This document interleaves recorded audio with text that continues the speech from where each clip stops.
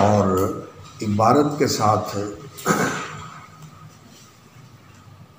بھی اپنے اندر معجزانہ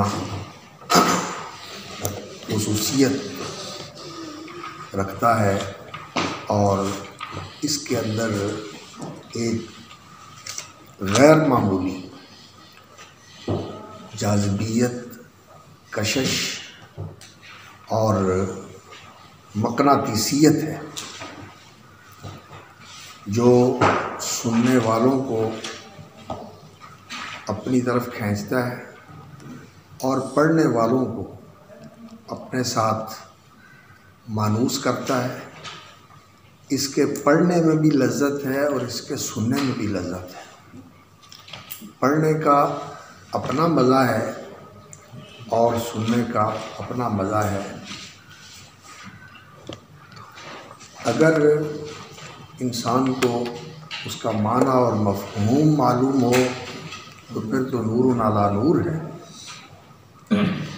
لیکن اگر عبادت اور پڑھنے اور سننے سے برکت بھی حاصل ہوتی ہے اور اجر و ثواب بھی اللہ رب العزت عطا فرماتے ہیں، اور اس کے اندر بہتری اور تحسین اور اتقان حاصل کرنا یہ مطلوب ہے، کیونکہ یہ اللہ کا کلام ہے اور اس کی تعلیم اور اس کی تکریم قرآن کریم اور اس کے اجلال اور اس کی عظمت شان کا یہ تقاضا ہے کہ اس کے الفاظ کے اوپر بھی محنت کی جائے، اور اس کے لیے اللہ رب العزت اس امت کے علماء کو اور زیادہ توفیق بھی عطا فرمائے، اور جو کچھ انہوں نے کیا ہے اس کی بہترین جزا عطا فرمائے، کہ قرآن کی جو لفظی ادائیگی ہے، تلاوت جسے کہتے ہیں، قرات جسے کہتے ہیں، اس کے لیے آداب، اس کے لیے علم، تجوید اور اس کے پڑھنے کے جو مختلف طریقے ہیں جن سے یہ اس کے معلمین نے سنا اور آگے پھر پڑھایا اور سنایا، وہ قراءات کا علم، یہ اس طرح کا اہتمام کسی اور آسمانی کتاب کے لیے نہیں معلوم کسی بھی دور میں کہ اس کے متعلق اس طرح کا اہتمام کیا گیا ہو جیسا قرآن مجید کے لیے اہتمام کیا گیا۔ اس کے الفاظ محفوظ ہیں اسی زبان کے اندر جس زبان میں یہ نازل ہوا تھا، اور وہی الفاظ ہیں، اور اس کی جو تالیف اور ترکیب ہے، جو اس کی ترتیب اور اس کی تنظیم ہے، یہ بھی من جانب اللہ ہے، یہ توقیفی ہے، اجتہادی نہیں ہے، یہ کسی کی کاوش نہیں، کسی کی ذہنی اپج نہیں ہے، بلکہ یہ من جانب اللہ ہے۔ اور ہمارا یہ ایمان ہے کہ یہ جو ہمارے پاس مصحف ہے یہ بالکل اسی طرح ہے جیسا یہ اللہ رب العزت کے پاس محفوظ ہے، بل ہوا قرآن مجید فی لوح محفوظ، یہ اسی ترتیب کے ساتھ ہمارے پاس ہے، فی لوح محفوظ، انہ لقرآن کریم فی کتاب مکنون لا یمسہ الا المطہرون تنزیل من رب العالمین۔ تو یہ مصحف اور لوح محفوظ کے اندر جس طرح یہ مدون اور محفوظ ہے، یہ بالکل ان کے اندر توافق اور پوری طرح مطابقت اور ہم آہنگی ہے اور کسی قسم کا کوئی اختلاف نہیں ہے، اور اللہ رب العزت نے اس کو محفوظ رکھا ہوا ہے اپنے خصوصی اہتمام کے ساتھ، اور یہ اہتمام اللہ رب العزت کا ان بندوں کی کوششوں کے اندر ظاہر ہے جو قرآن کے خادم ہیں، قرآن پڑھنے والے، قرآن پڑھانے والے، قرآن سیکھنے والے، سکھانے والے، جو اس کے حروف کی شناخت سے لے کر جو کہ اس کے حروف کی ابتدائی تعلیم ہوتی ہے الف با تا، وہاں سے لے کر جو اس کی قرات کے اسالیب ہیں اور اس کے وجوہ ہیں، وجوہ القرات 7 عشرہ اور العشرۃ الکبریٰ، اور اس کے علاوہ جو مشہور قراتیں ہیں، مشہور نہ کہیں چلو منقول قراتیں ہیں، وہ 10 سے بھی زیادہ اور قرات ہیں جو قرآن مجید کی تفسیر کے اندر کام آتی ہیں، اگرچہ ہم نماز میں وہ نہیں پڑھتے لیکن قرآن مجید کو سمجھنے کے لیے ان سے فائدہ اٹھایا جاتا ہے۔ تو یہ ساری چیزیں جو ہے نا یہ قرآن مجید کے لفظی اعجاز سے تعلق رکھنے والی چیزیں ہیں، اور اس کی حلاوت، اس کا یعنی نغمگی، تنغم، غنا، یہ اس پر بات ہوئی تھی۔ تو آج آتے ہیں اگلے موضوع کی طرف، اور وہ ہے قرآن مجید کا نظم۔ نظم یعنی اس کے اندر جو تناسب اور تناسق اور جو آپس میں ارتباط اور اتصال ہے۔ نظم کا معنی پرونا ہوتا ہے، نظم کا معنی کسی چیز کو ترتیب کے ساتھ جوڑنا ہوتا ہے۔ تو قرآن مجید کی اس عبارت کے اندر اور اس متن کے اندر جو نظم ہے، جڑاؤ ہے، جو اس کے اندر ترتیب اور تالیف ہے، جس طرح اس کو ایک دوسرے کے ساتھ جمع کیا گیا ہے، ترکیب دیا گیا ہے، اس کے اندر کمال درجے کا جو ہے نا وہ ربط پایا جاتا ہے اور جوڑ اور اتصال پایا جاتا ہے، ایسا کہ جیسے جیسے انسان اس پر غور کرتا ہے اور اس کی گہرائی میں اترنے کے لیے کوشش کرتا ہے تو اسے ایسے معلوم ہوتا ہے کہ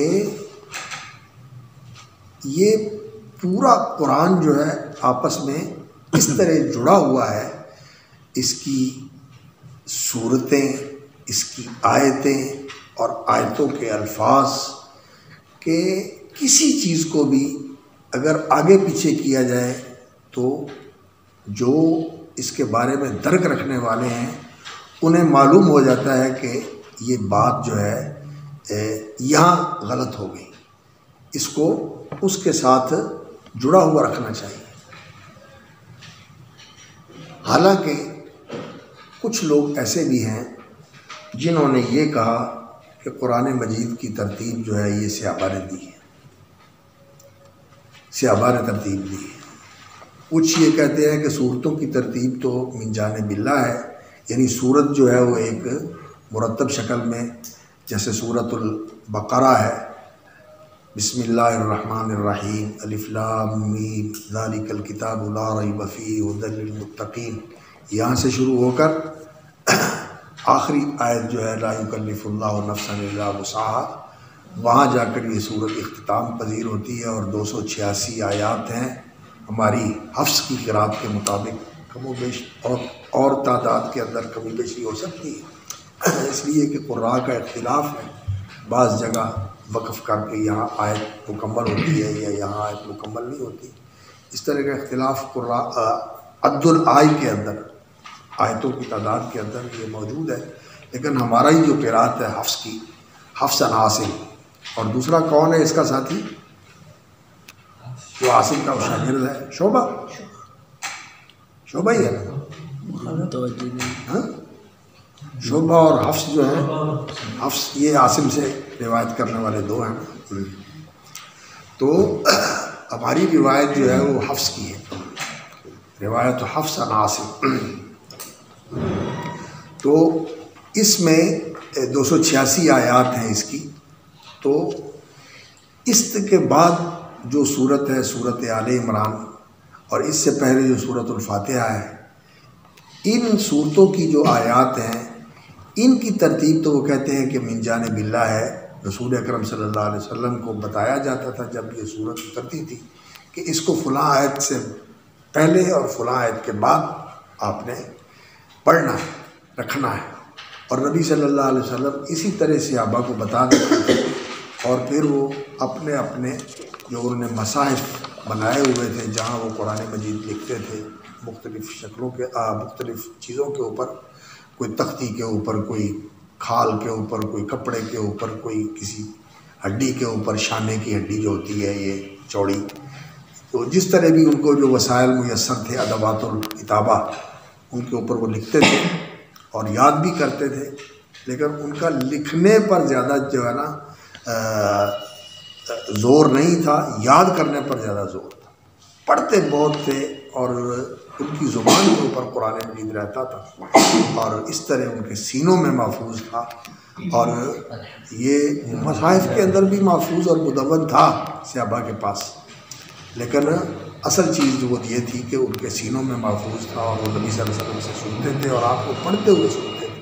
آپ نمازوں میں تلاوت کرتے تھے، آپ اپنے واعظ میں تلاوت کرتے تھے، آپ اپنے خطبات میں قرآن مجید کی تلاوت کرتے تھے. تو نبی صلی اللہ علیہ وسلم کا واعظ جو ہے وہ قرآن کا واعظ ہوتا تھا. ایک صحابیہ فرماتی ہیں جو نبی صلی اللہ علیہ وسلم کے پڑوس میں رہتی تھیں، اور ان کا اور نبی صلی اللہ علیہ وسلم کے گھر والوں کا تندور مشترک تھا، انصاریہ صحابیہ ہے. تو وہ کہتی ہے کہ میں نے نبی صلی اللہ علیہ وسلم کے خطبے سے سن کر سورہ کاف یاد کی. تو نبی صلی اللہ علیہ وسلم اپنے خطبات میں بھی قرآن پڑھا کرتے تھے صلی اللہ علیہ وسلم. تو وہ کہتے ہیں کہ ان صورتوں کے اندر آیات کی ترتیب تو من جانب اللہ ہے، نبی صلی اللہ علیہ وسلم نے کروائی، اور صورتوں کی ترتیب جو ہے یہ صحابہ کی ہے. انہوں نے ان صورتوں کو اس طرح ترتیب دیا ہے، یہ کوئی توقیفی نہیں. لیکن صحیح بات یہ ہے کہ یہ اس موجودہ ترتیب کے ساتھ یہ توقیف من اللہ ہے، یہ اللہ کی طرف سے ہی توقیف ہے. اللہ رب العزت نے ہی اس طرح اس کو ترتیب دلوایا ہے، اور رسول اکرم صلی اللہ علیہ وسلم کی رہنمائی میں اس کو ترتیب دیا گیا ہے. اور صحابہ کرام نے نبی صلی اللہ علیہ وسلم العرضۃ الاخیرہ، یعنی آپ صلی اللہ علیہ وسلم کی زندگی کے آخری دنوں میں جنہوں نے رسول اکرم صلی اللہ علیہ وسلم کو سنایا اور نبی صلی اللہ علیہ وسلم کو دکھایا کہ اس طرح میں نے لکھا ہوا ہے، اور آپ نے موافقت کی کہ تو نے ٹھیک لکھا ہوا ہے. تو اس ترتیب کے ساتھ یہ قرآن مجید آج موجود ہے. اس کی آیتوں کی ترتیب صورتوں کے اندر اور صورتوں کی ترتیب مصحف کے اندر، یہ دونوں من جانب اللہ ہے، اور دونوں توقیفی ہیں. اور جو یہ کہا جاتا ہے کہ فلاں صورت کو فلاں صورت جیسا پایا اور اس کے ساتھ اس کا تعلق تھا اس لیے اس کے ساتھ جوڑ دیا حضرت عثمان رضی اللہ تعالیٰ عنہ یا دوسرے صحابہ نے، تو اصل میں بعض دفعہ کوئی ایک آدھ روایت جو ہے نا وہ انسان کے لیے اشکال کا باعث بنتی ہے. تو بات جو ہے نا وہ اس وقت واضح ہوتی ہے جب اس موضوع کے متعلق تمام روایات اور تمام جو مواد ہے، ڈیٹا ہے، اس سارے کو اکٹھا کر کے پھر مجموعی حیثیت سے اس پر غور و فکر کر کے انسان فیصلہ کرے اور کسی نتیجے تک پہنچے. جزویات جو ہے نا ان کو آدمی سامنے رکھ کر کوئی اگر شکل یا کوئی موقف اختیار کرنا چاہے تو اس میں بعض اوقات ٹھوکر لگ جاتی ہے اور انسان صحیح منزل تک نہیں پہنچ سکتا، اور صحیح قول جو ہے وہ انسان کے سامنے نہیں آتا. وہ موقف جو ہے وہ غلطی والا ہوتا ہے. اختلاف ہے، آپ دیکھیں جو علوم القرآن کی کتابیں ہیں اس میں اس موضوع پر علماء نے اظہار خیال کیا ہے.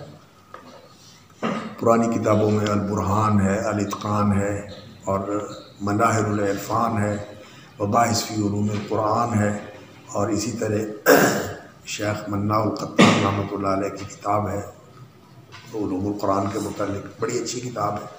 تو ان کتابوں میں اس موضوع پر علماء نے اظہار خیال کیا ہے اور اختلاف بھی ذکر کیا ہے، لیکن راجح بات جو ہے وہ یہی ہے کہ یہ اسی طرح مرتب رسول اکرم صلی اللہ علیہ وسلم نے صحابہ کو آخر کار پڑھایا ہے۔ اب آپ دیکھ لیں کہ سورۃ البقرہ، اس میں کچھ آیات وہ ہیں جو ہجرت کے بعد نازل ہوئی۔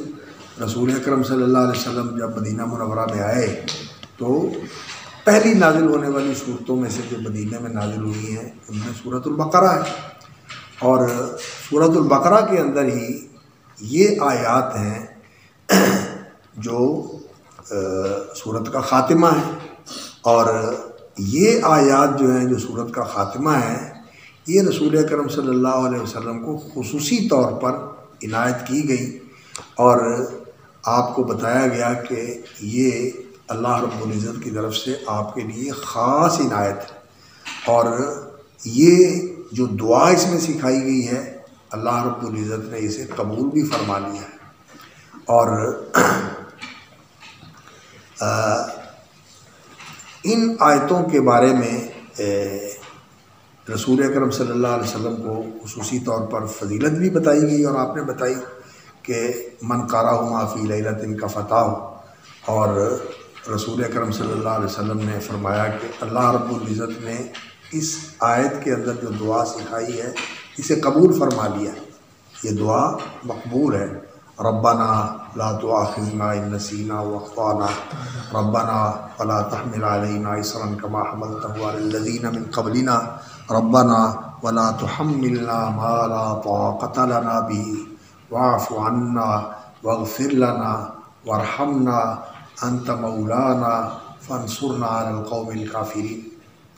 اور اسی صورت کے اندر وہ آیت بھی ہے جس کے بارے میں علماء سے یہ اقوال ملتے ہیں، عبداللہ ابن عباس رضی اللہ تعالیٰ عنہ کا قول ہے کہ وہ قرآن مجید کی سب سے آخر میں نازل ہونے والی آیت ہے، واتقوا یوما ترجعون فیہ الی اللہ ثم توفی کل نفس ما کسبت وهم لا یظلمون۔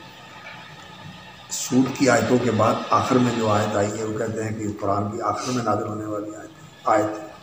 تو اب رسول اکرم صلی اللہ علیہ وسلم نے اس آیت کو یہاں رکھا، اور وہ پہلی آیتیں، پھر اس کے بعد یہود کو جو دعوت دی ہے اس صورت کے اندر وہ اس کے مخاطب ہیں اور ان کے اوپر حجت قائم کی ہے، ان کا ماضی بیان ہوا، اور پھر جو اس وقت کے موجود مخاطبین تھے ان کے جو ذہنی شکوک و شبہات تھے ان کو دور کرنے کے لیے اللہ رب العزت نے ان سے خطاب فرمایا۔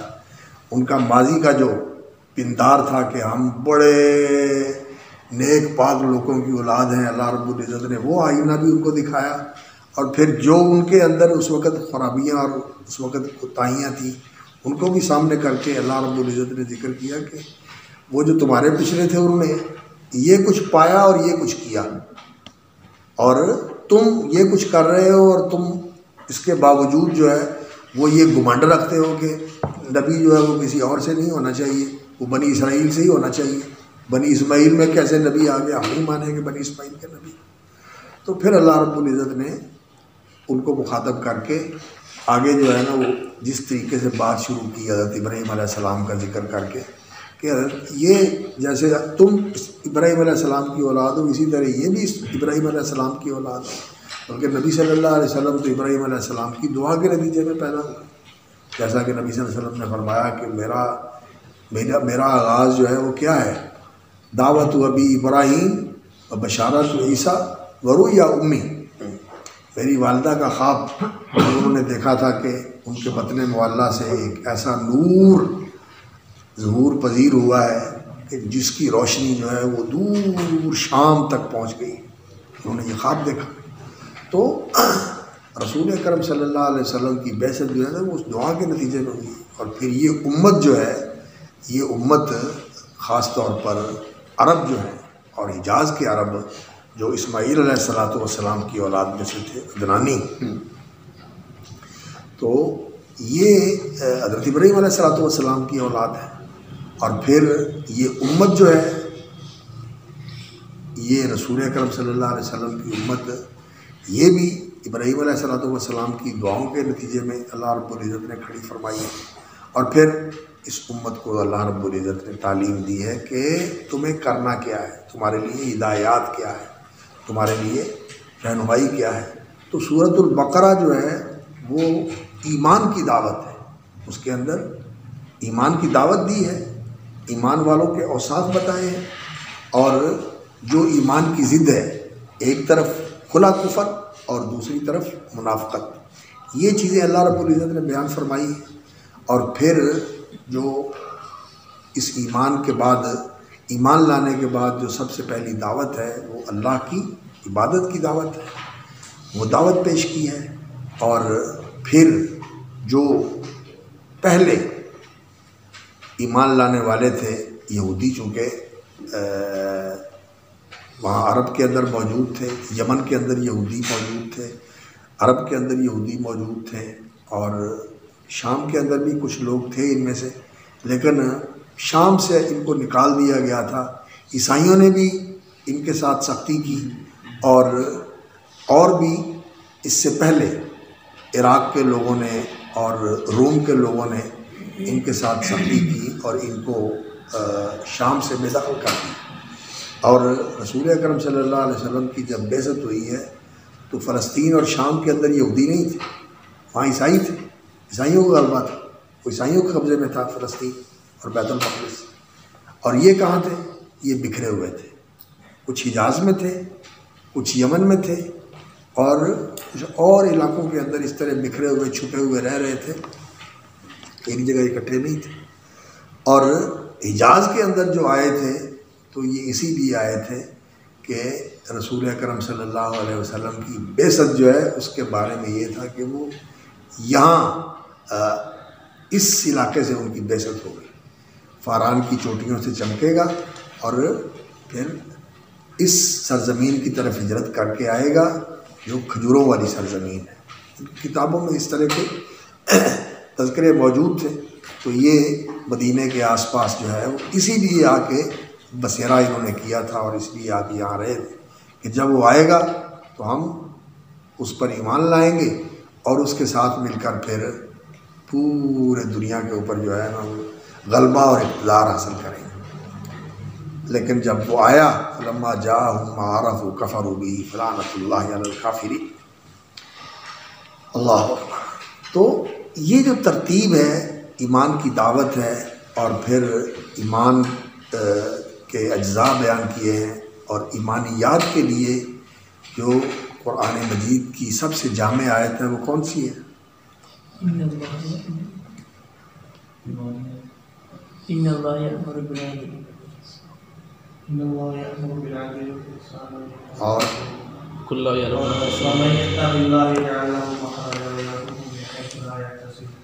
اور تولوا وجوهكم قبل المشرق والمغرب ولكن البر من آمن بالله واليوم الآخر والملائكة والكتاب والنبيين۔ ایمانیات سارے اس میں آ گئے۔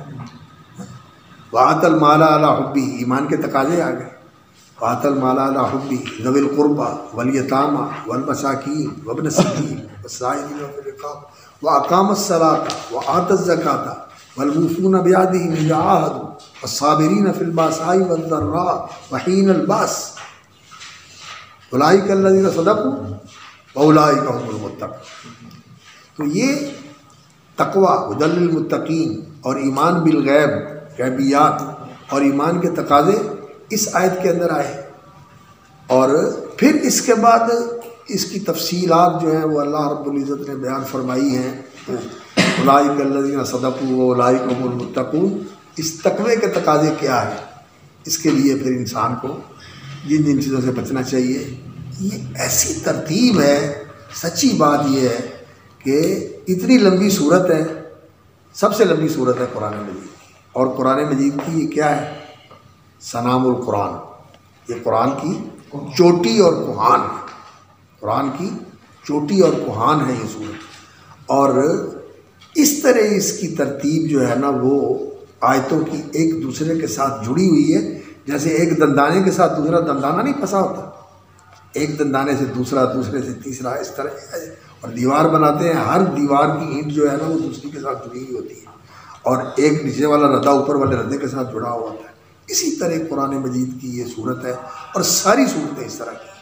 یہ جو نظم ہے قرآن مجید کا، اس پر علماء نے طبع آزمائی کی ہے، اور اس کے جو ہے نا وہ مختلف پہلو اجاگر کیے ہیں۔ متقدمین میں بھی ایسے تھے اور معاصرین میں بھی ایسے لوگ ہیں جنہوں نے اس موضوع پر بہت قابل قدر کام کیا ہے، اور ان میں سے ہمارے بر صغیر میں یہ جو فراہی مدرسہ فکر ہے نا، ان کا کام بڑا وسیع کام قابل قدر ہے اور وسیع ہے۔ لیکن پھر بات وہی آ جاتی ہے کہ بے عیب ذات اللہ کی ہے، اور معصوم ہستی محمد الرسول اللہ صلی اللہ علیہ وسلم کی ہے، جن کی ہر چیز جو ہے وہ لینی مطلوب ہے، جو ان سے آیا ہے وہ مطلوب ہے کہ تم اسے قبول کرنا، اور باقی جو ہیں وہ یؤخذ منہ ویرد، یؤخذ ویترک، خذ ما ظفا ودع ما کلا۔ تو انہوں نے قرآن مجید کے نظم کو بیان کرنے کے لیے مولانا فراہی رحمہ اللہ اور ان کے شاگرد مولانا اصلاحی رحمہ اللہ، انہوں نے بڑی قابل قدر کاوش کی ہے۔ اور اس سے پہلے ایک بڑے مفسر ہیں علامہ بقائی، ان کی تفسیر ہے نظم الدرر، نظم الدرر، درر کی جمع درر، نظم الدرر فی تناسب الآئی والسور، فی تناسب الآئی والسور، تو صورتوں اور آیتوں کی جو آپس میں مناسبت ہے اور جو ارتباط و اتصال ہے، اس کو انہوں نے بھی واضح کیا ہے۔ اور نظم الدرر فی تناسب الآئی والسور، یہ ان کی مکمل تفسیر ہے، اور بڑا اس میں وہ نا اس کا اظہار کرتے ہیں نظم اور ربط کو واضح کرنے کا۔ اور اسی طرح یہ امام راضی رحمۃ اللہ علیہ ہیں، جنہوں نے مفاتیح الغیب کے نام سے قرآن کی تفسیر لکھی، تو وہ بھی نظم قرآن جو ہے اس کو واضح کرنے کی کوشش کرتے ہیں۔ اور معاصرین میں تیونس، یہ مغربی افریقہ جو ہے اس کا ایک مشہور ملک ہے، مراکش، لیبیا، الجزائر اور تیونس، یہ عرب ملک ہیں افریقہ کے۔ اور تیونس جو ہے یہ ان ملکوں میں سے ہے جو کسی دور میں بہت اسلام کا مرکز تھا، علمی مرکز بھی تھا اور فوجی مرکز بھی تھا، فوجی چھاؤنی بھی تھی۔ آگے اندلس کو فتح کرنے کے لیے اسی مرکز سے فوجیں روانہ ہوتی تھی۔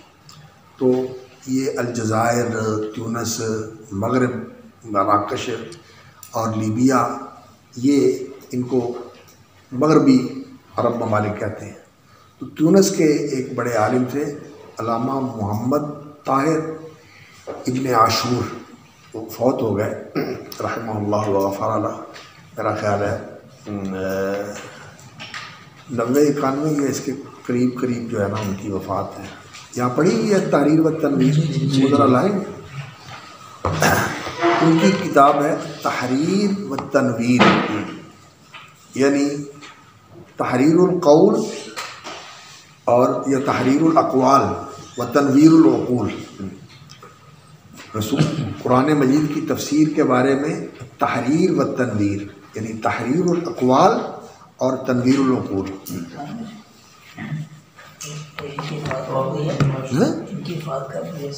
اور میں یہی دیکھنے لگا تھا کہ وفات ان کی کب ہوئی ہے، 81 میں ہوئی ہے یا 91 میں، اس طرح کے کوئی ہے، میں یہاں لکھا نہیں۔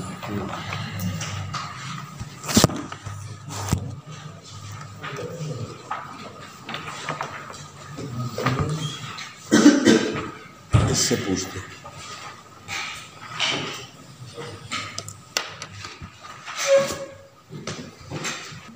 93 میں کون سا سال تھا؟ میرا 73 ہی تھا. 73 لکھا ہے 1973. اللہ. 1973 نومبر میں ہم مدینے گئے تھے اور 1393 تھا شوال کا مہینہ. رمضان کے بعد شوال کے مہینے میں تاریخ اب یاد نہیں رہی. مدینہ منورہ کراچی سے جدے اور جدے سے مدینہ پڑھنے کے لیے. اللہ اکبر رحمہ اللہ وغفر. میں اور میرے ساتھی عبد الحمید صاحب دونوں تھے.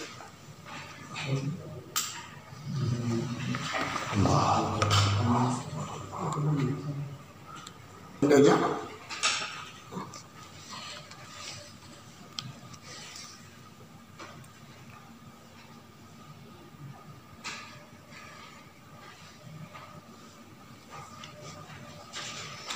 اللہ اکبر.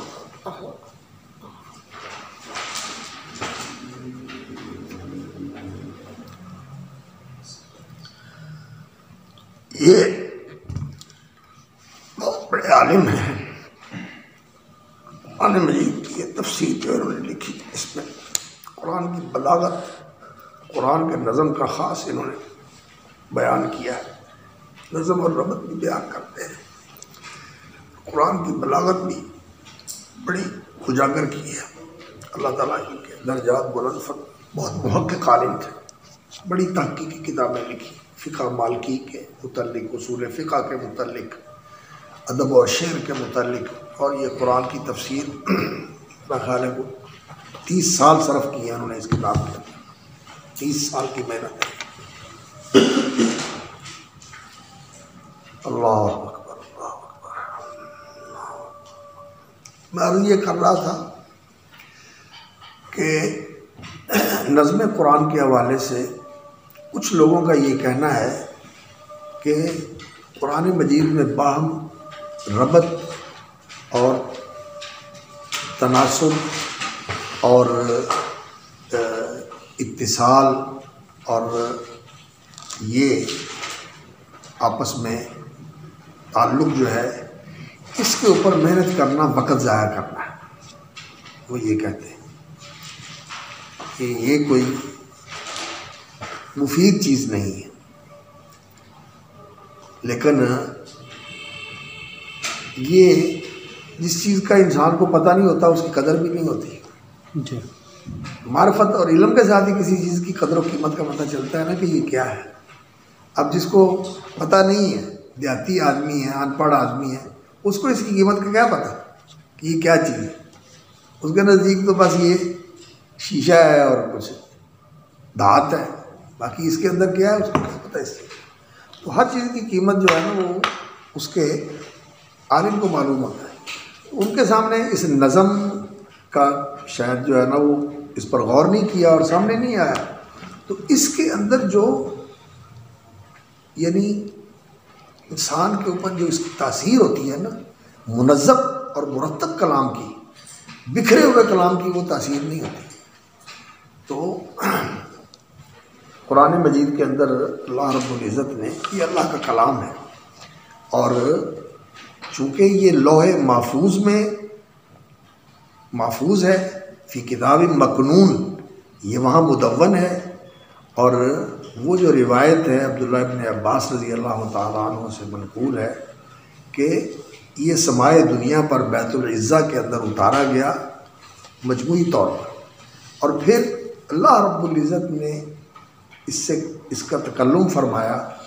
اور جیسے جیسے حالات پیش آتے گئے, ضرورتیں سامنے آتی گئی اور وقت کے تقاضے رونما ہوئے, تو اللہ رب العزت نے تکلم فرما کر جبریل امین کو یہ پہنچایا اور وہ اللہ سے سن کر لے کر رسول اکرم صلی اللہ علیہ وسلم تک پہنچے اور انہوں نے آ کے آپ صلی اللہ علیہ وسلم کو سکھایا, پڑھایا. علمہ شدید القویٰ, اور وہ اللہ کی طرف سے بھیجے گئے تھے آپ صلی اللہ علیہ وسلم کو پڑھانے کے لیے. اور ان کے پڑھانے کو اللہ رب العزت نے اپنی طرف منسوب کر کے فرمایا سنقرئک، اور ان علینا جمعہ و قرآن، تو رسول اکرم صلی اللہ علیہ وسلم نے اس کو پڑھا اور محفوظ کیا، اور پھر آپ صلی اللہ علیہ وسلم نے آگے پڑھایا یتلو علیہم آیاتہ ویعلمہم الکتاب والحکمہ ویزکیہم۔ تو رسول اکرم صلی اللہ علیہ وسلم نے اس قرآن مجید کو مختلف حالات کے اندر، مختلف اوقات کے اندر اور مختلف معاملات کے اندر اللہ تعالیٰ کی رہنمائی کے طور پر اور اللہ رب العزت کی طرف سے تسلی کے طور پر اور اللہ رب العزت کی طرف سے تعلیم کے طور پر وصول کیا۔ وَقُرْآنًا فَرَقْنَاهُ لِتَقْرَأَهُ عَلَى النَّاسِ عَلَى مُكْثٍ وَنَزَّلْنَاهُ تَنزِيلًا كَذَلِكَ لِنُثَبِّتَ بِهِ فُؤَادَكَ۔ اللہ رب العزت نے جب انہوں نے کہا نا کہ لولا نزل علیہ القرآن جملۃ واحدہ، ایک ہی دفعہ قرآن کیوں نہیں آ گیا؟ یہ کیا کبھی کوئی آیت آ گئی، کبھی کوئی صورت آ گئی، کبھی کوئی تھوڑی سی آیتیں آ گئی، کبھی پوری صورت آ گئی، کبھی کوئی صورت کا ٹکڑا آ گیا، کبھی کوئی ایک لفظ آ گیا، جیسے لا یستوی القاعدون من المؤمنین غیر اولی الضرر، پہلے لا یستوی القاعدون من المؤمنین والمجاہدون فی سبیل اللہ۔ وہ حضرت عبداللہ بن ام مکتوم نے کہا یا رسول اللہ، ہمارے جیسے بھی لوگ ہیں جو آنکھیں نہیں رکھتے، جا نہیں سکتے، نظر نہیں آتا، میدان جنگ میں کیسے ہیں؟ فوراً اللہ کی طرف سے آ گیا غیر اولی الضرر، یعنی کبھی کوئی لفظ آ گیا، کبھی کوئی آیت آ گئی، کبھی کوئی صورت آ گئی۔ اس طرح اللہ تعالیٰ فرماتے ہیں کذالک لنثبت بہ فؤادک ورتلناہ ترتیلا۔ اللہ رب العزت نے اس کو اپنی طرف منسوب کیا ہے، ورتلناہ ترتیلا۔ اللہ رب العزت کی ترتیل کیسے ہوگی؟ اللہ رب العزت کا پڑھنا کیسا پڑھنا ہو؟ اللہ اکبر۔ تو قرآن مجید اللہ کا کلام ہے اور اللہ رب العزت نے اپنی طرف اس کی ترتیل کی نسبت فرمائی ہے، اور وہ ترتیل اللہ رب العزت کی ذات سے بھی منسوب ہے، اور اللہ رب العزت کی بھی وہ صفت ہے، اللہ کا بھی وہ فعل ہے، اور اللہ کا جو فرشتہ ہے حضرت جبریل علیہ السلام جو معلم قدس ہیں رسول اکرم صلی اللہ علیہ وسلم کے، اِنَّهُ لَقَوْلُ رَسُولٍ كَرِيمٍ ذِي قُوَّةٍ عِنْدَ ذِي الْعَرْشِ مَكِينٍ مُطَاعٍ ثَمَّ أَمِينٍ۔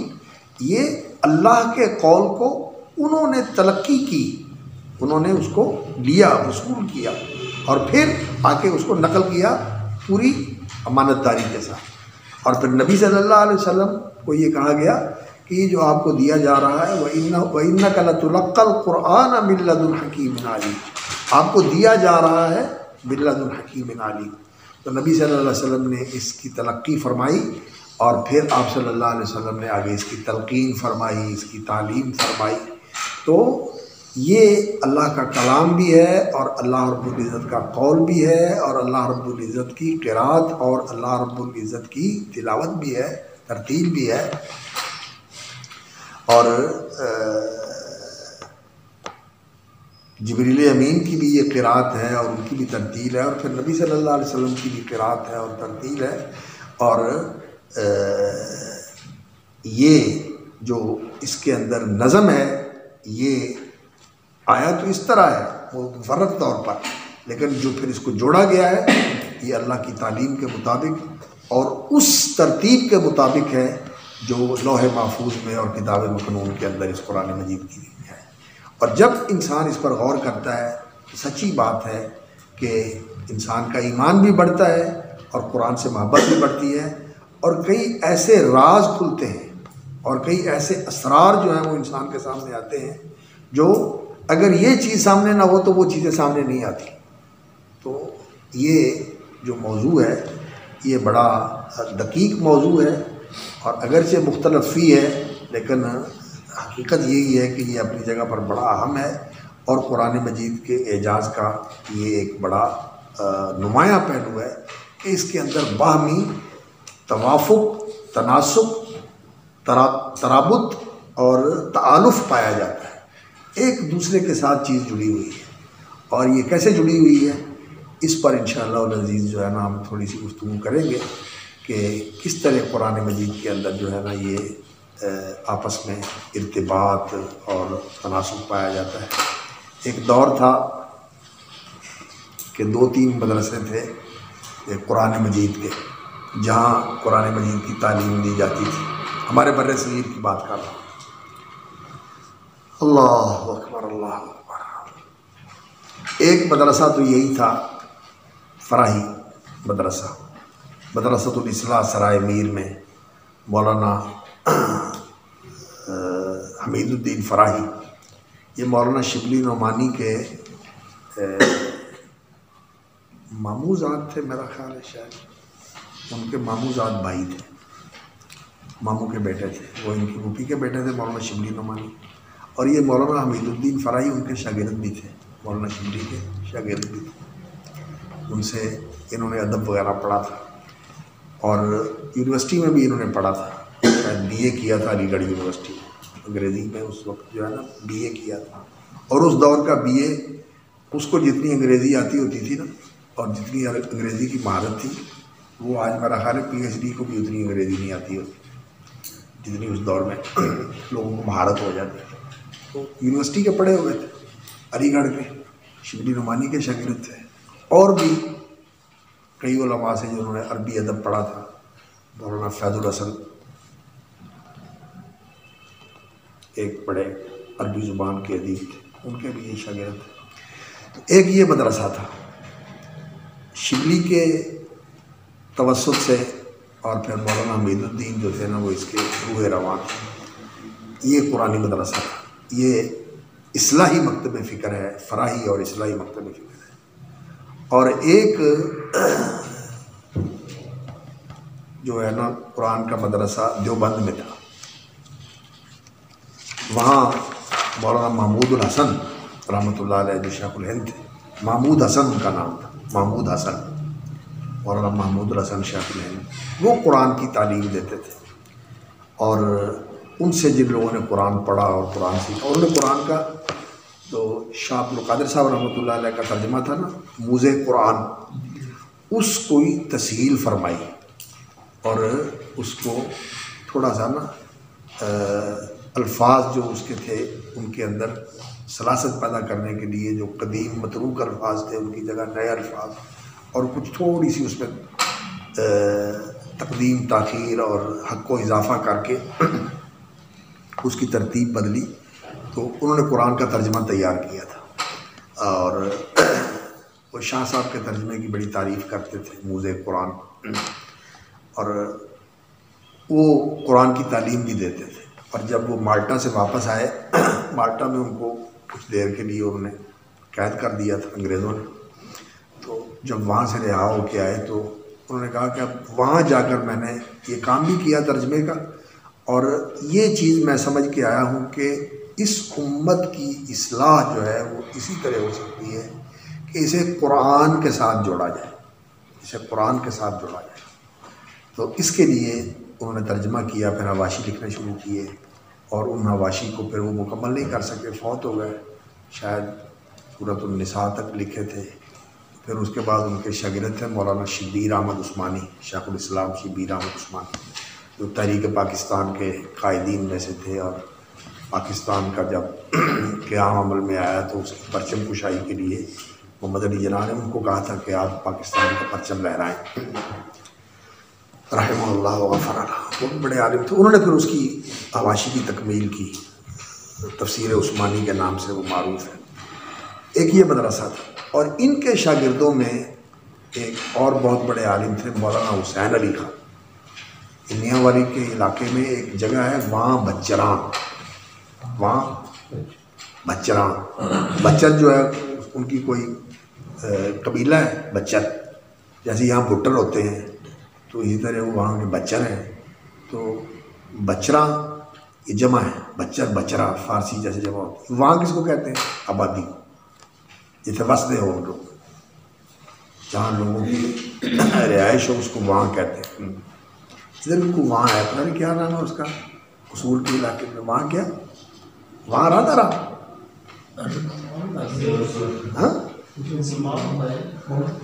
قصور کے علاقے میں کوئی وہاں ہے نا، وہاں رہا تھا جی، فیروز بٹوا ہے، اور فروز بٹوا تو ادھر ہے نا، وہ تو ہمارے ادھر شمپورے میں ہے، کنم ٹھکانے میں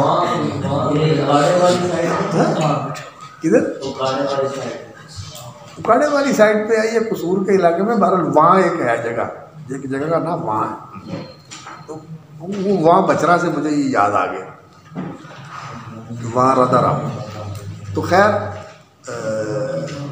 وہاں تھے مولانا حسین علی خان رحمۃ اللہ علیہ، وہ مولانا محمود حسن کے شاگرد تھے، اور مولانا احمد علی لاہوری یہ بھی مولانا محمود حسن کے شاگرد تھے، یہ بھی مولانا محمود حسن کے شاگرد تھے. تو مولانا محمود حسن سے پڑھنے کے بعد یہ دو جگہ پر نا قرآن کی تعلیم کی درسگاہیں بنی، ایک مولانا احمد علی لاہوری رحمۃ اللہ علیہ کی اور ایک مولانا حسین علی خان رحمۃ اللہ علیہ کی، وہ میاں والی کے علاقے اور یہ لاہور میں. یہ اس سلسلے کا جو ہے نا وہ مولانا دیوبند کے سلسلے کا جو ہے نا وہ یہاں آیا. اور یہ جو تھے مولانا امیر الدین، ان سے سید سلیمان ندوی رحمۃ اللہ علیہ، مولانا ابوالکلام آزاد جو کہ شبلی نعمانی کے وہ شاگردوں میں وہ بھی ہیں، مولانا ابوالکلام آزاد. اور اس مدرسہ فکر سے متاثرین میں مولانا ابوالعلا مودودی، مولانا مینا سلسلہ ان کے شاگرد تھے. تو یہ حمید الدین فرائی کا جو مدرسہ فکر تھا جس کے پیچھے شبلی نعمانی تھے، اس میں سے ابوالکلام، اسی میں سے ابوالعلا مودودی، اور اسی میں سے مولانا مینا سلسلائی، اور اسی میں سے سید سلیمان ندوی. یہ حضرات جو تھے نا یہ قرآن مجید کے اس مکتب فکر سے تعلق رکھتے ہیں، اور ان کا مرکز کیا تھا؟ ندوۃ العلماء، ان کا مرکز تھا ندوۃ العلماء. اور ایک اور مکتب فکر تھا یا مدرسہ قرآن تھا، اور وہ تھا دلی کا مدرسہ جس کی زینت سید نذیر حسین دہلوی رحمۃ اللہ. اور یہ شاہ ولی اللہ کے مدرسے کا تسلسل. شاہ ولی اللہ رحمۃ اللہ علیہ نے قرآن کا ترجمہ کیا، اس کے حواشی لکھے، اور پھر ان کے بیٹے شاہ عبدالعزیز رحمۃ اللہ علیہ نے ان کی مسند سنبھالی، قرآن کی تفسیر لکھی. مکمل نہیں ہے، تھوڑا سا حصہ ہے، 2 سپارے پورے نہیں ہیں، 2 پچھلے سپارے پورے ہیں، 29واں 30واں، اور سورہ بقرہ کی آیات الصیام تک انہوں نے تفسیر لکھی. بڑے عالم آدمی تھے. پھر ان کے شاگرد تھے، اور یہ قرآن اور حدیث دونوں پڑھاتے تھے. شاہ صاحب کا بھی یہی طریقہ تھا، قرآن اور حدیث دونوں پڑھاتے تھے. شاہ عبدالعزیز کا بھی یہی طریقہ تھا، شاہ اسحاق کا بھی یہی طریقہ تھا. اور پھر ان کی مسرت کے وارث سے میاں نذیر حسین دہلوی رحمۃ اللہ، ان کا بھی یہی طریقہ تھا. درس بخاری بھی دیتے تھے، درس قرآن بھی دیتے تھے. اور پھر آگے اس مدرسے سے یہ پھاٹک حبش خان جو تھا دہلی کے اندر، سید نذیر حسین دہلوی رحمۃ اللہ علیہ، اللہ اکبر، حدیث بھی پڑھائی اور قرآن بھی پڑھایا. اور پھر آگے ان سے جو ان کے شاگرد نکلے، آفت اللہ غازی پوری رحمۃ اللہ علیہ، مولانا عبدالعزیز رحیم آبادی رحمۃ اللہ علیہ، سید عبداللہ غزنوی رحمۃ اللہ علیہ، سب نے اپنی اپنی جگہ پر پھر قرآن مجید کے درس کے سلسلے شروع کیے. قرآن مجید کے اوپر کتابیں بھی لکھی، قرآن مجید کے حواشی بھی لکھے. اور خاص طور پر حضرت عبداللہ غازی پوری رحمۃ اللہ علیہ جو تھے میاں نذیر حسین دہلوی رحمۃ اللہ علیہ کے شاگردوں میں یہ ایسے شاگرد تھے کہ انہوں نے میاں صاحب والا سلسلہ جاری کر دیا. اور بھی بہت سارے لوگ ہیں. تو ایک یہ مدرسہ تھا، ایک دیوبند کا، ایک ندوے کا، اور ایک یہ جو تھا نا میاں نذیر حسین دہلوی رحمۃ اللہ علیہ کا. تو یہ سلسلے آگے پھر چلتے رہے ہیں، اور کئی لوگوں نے پھر اس سلسلے میں جو ہے نا وہ کام کیا ہے. میاں نذیر حسین دہلوی رحمۃ اللہ علیہ کے ساتھیوں میں سے اور ان کے شاگردوں میں سے ڈپٹی احمد حسن صاحب ہیں رحمۃ اللہ علیہ، جنہوں نے قرآن مجید کا ترجمہ بھی لکھا اور اس کی تفسیر بھی لکھی احسن التفاسیر کے نام سے. اور عبداللہ غازی پوری رحمۃ اللہ علیہ نے تفسیر تو نہیں لکھی، لیکن ان کے درس ہوتے تھے، اور دروس کے اندر بڑے قرآن کے نکات بیان کیا کرتے تھے. سید سلیمان ندوی رحمۃ اللہ علیہ فرماتے ہیں کہ میں نے ان جیسا قرآن کے نکات اور دقائق اور لطائف بیان کرنے والا اور کبھی زندگی میں نہیں دیکھا. سید سلیمان ندوی رحمۃ اللہ علیہ فرماتے ہیں.